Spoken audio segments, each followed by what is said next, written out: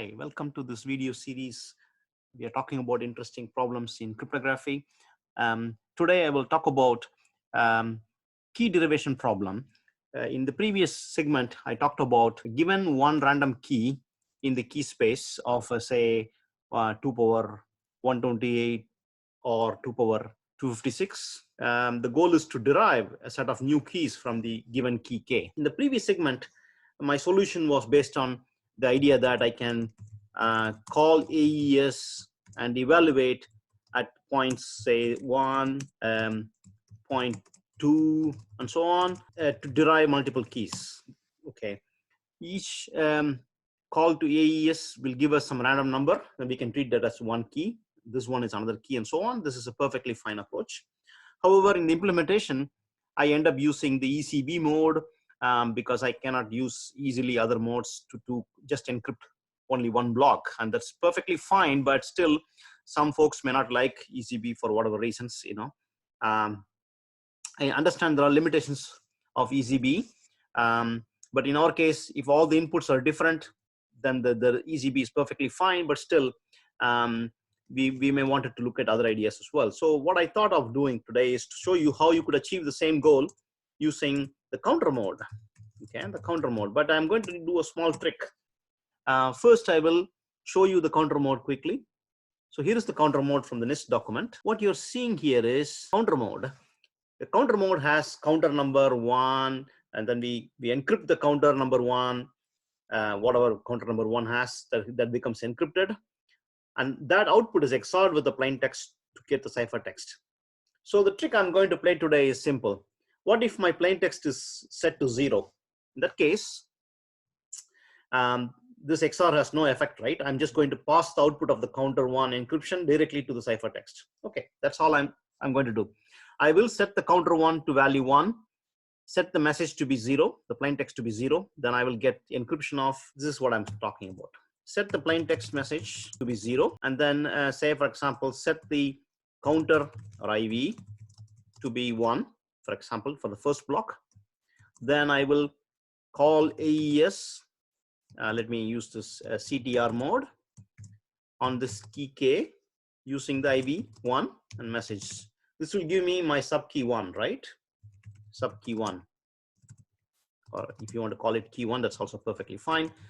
And then we can get another key by using the counter mode, and we do IV plus 1 and the same message. Message is still 0. So you can keep calling counter mode any number of times you wanted.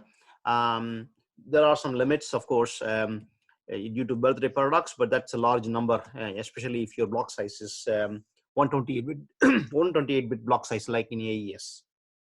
Okay, so this is basically it.